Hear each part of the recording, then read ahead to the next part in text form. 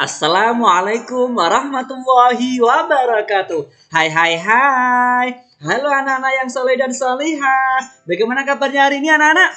Alhamdulillah, anak-anakku semua Bapak sayangi. Pokoknya Bapak selalu mendoakan untuk anak-anakku semuanya tercinta bersama keluarga yang ada di rumah agar tetap dalam keadaan sehat walafiat anak-anakku semuanya ya.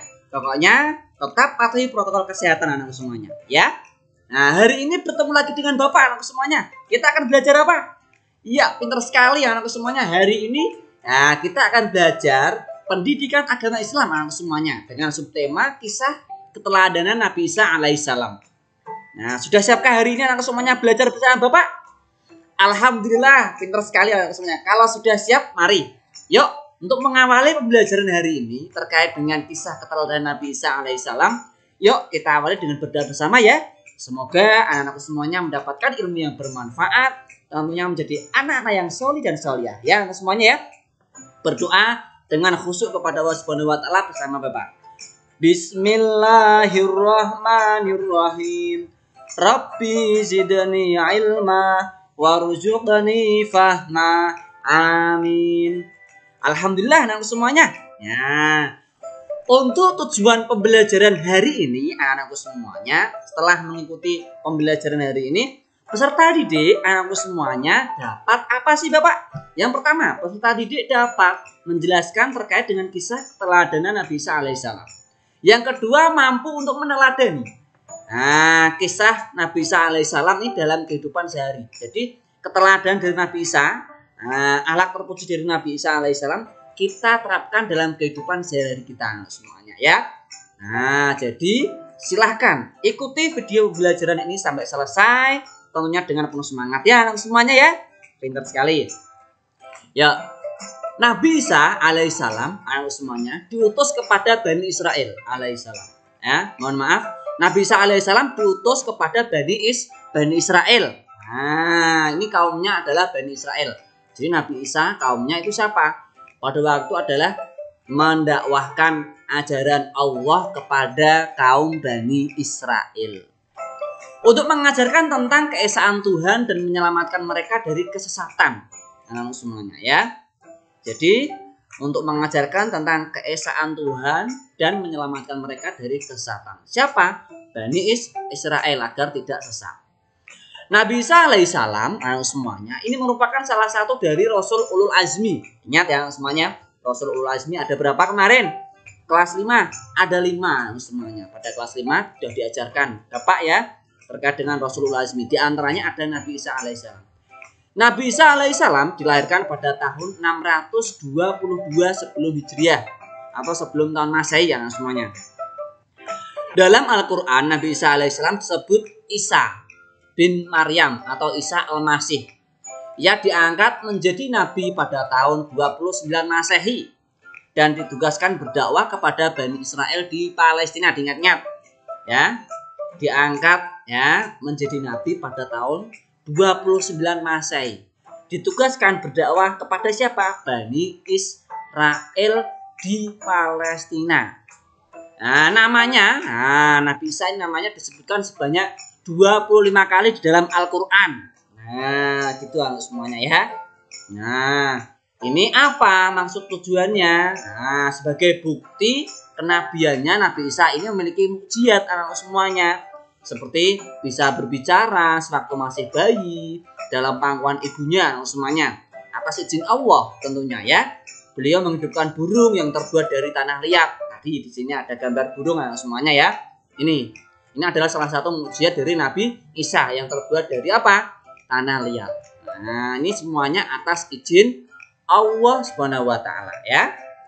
Nah, selanjutnya semuanya menyembuhkan orang yang terkena lepra, penyakit lepra semuanya. Menyembuhkan orang buta atau tunanetra. Itu adalah beberapa mukjizat yang dimiliki oleh siapa?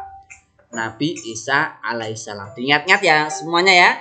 Yang pertama, bisa berbicara di waktu masih bayi, pangkuan ibundanya, bisa apalagi menghidupkan burung terbuat dari tanah liat. Nah, ini semuanya atas izin Allah semuanya. Menyembuhkan orang yang terkena penyakit lepra dan tentunya orang yang tunanetra atau orang yang buta. Ini semuanya atas izin Allah Subhanahu wa taala. Nabi Isa alaihissalam adalah utusan Allah semuanya, Allah Subhanahu wa taala. Dan diberi kitab suci yang disebut kitab Injil, diingat-ingat ya. Kitab yang diterima oleh Nabi Isa alaihissalam adalah kitab Injil.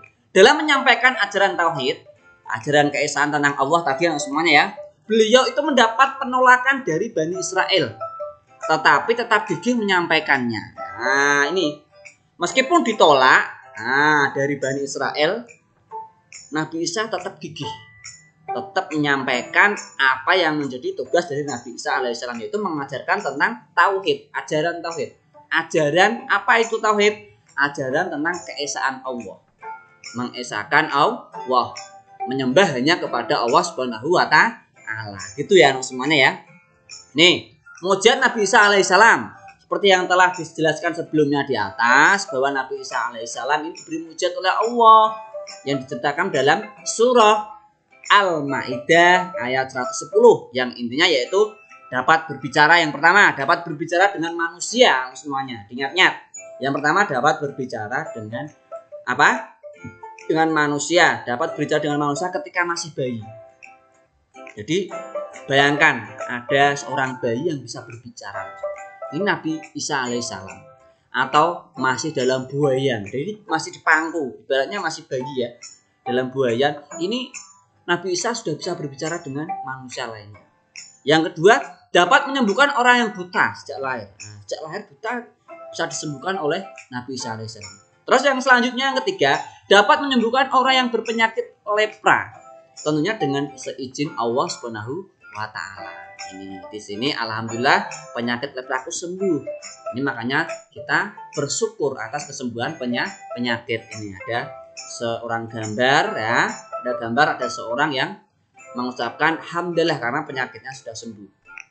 Gitu semuanya ya. Sementara itu sebelum diangkat ke langit, Nabi Isa alaihissalam ini menyampaikan kabar kepada para pengikutnya bahwa akan datang seorang nabi dan rasul yang bernama Ahmad.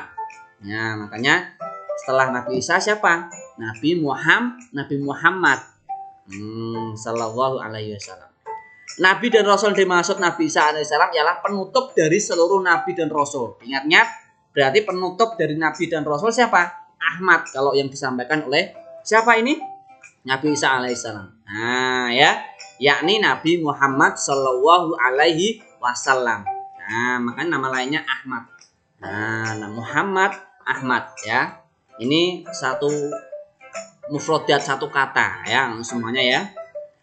Ahmad sesungguhnya nama lain dari Nabi Muhammad sallallahu alaihi wasallam yang ajarannya akan melengkapi seluruh ajaran Nabi dan Rasul sebelumnya. Jadi Nabi Muhammad kelak ini sudah diriwayatkan, sudah disampaikan bahwasanya besok itu Nabi Isa sudah menyampaikan kelak akan ada Nabi penutup para nabi dan penutup para rasul. Jadi setelahnya tidak ada nabi dan rasul. Nah, ini akan melengkapi seluruh ajaran nabi dan rasul sebelumnya.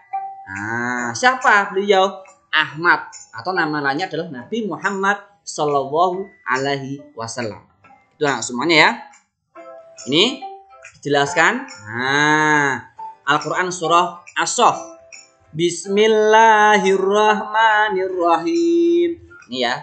Wa idza qala Isa ibnu Maryam ya bani Israil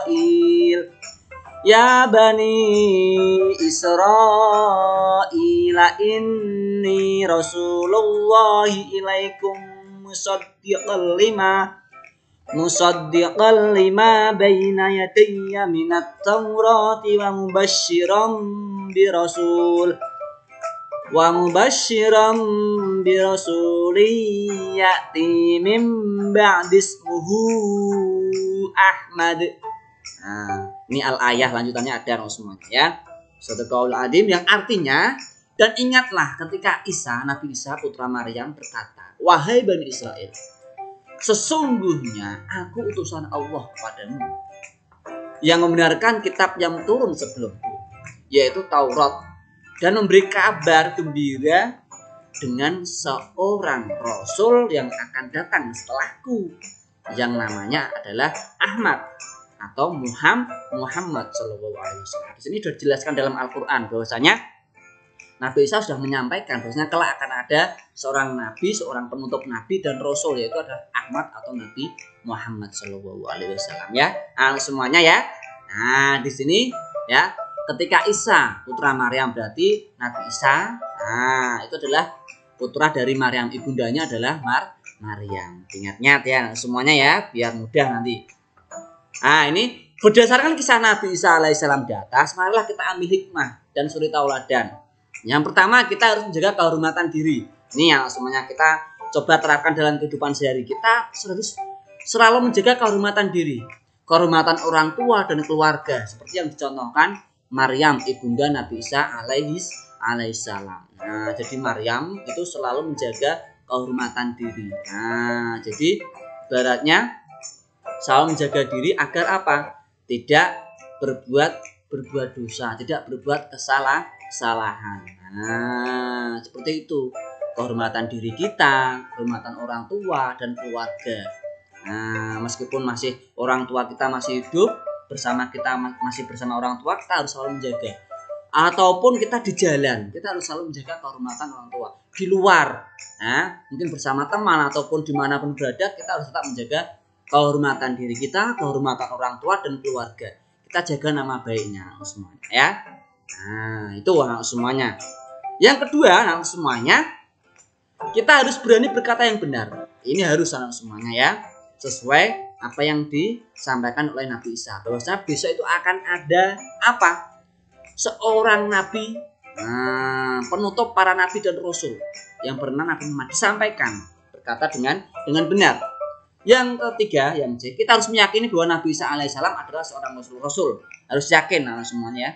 Nah, yang keempat, kita meyakini bahwa Nabi Isa diberi wahyu berupa kitab suci Injil. Pasti ya semuanya ya.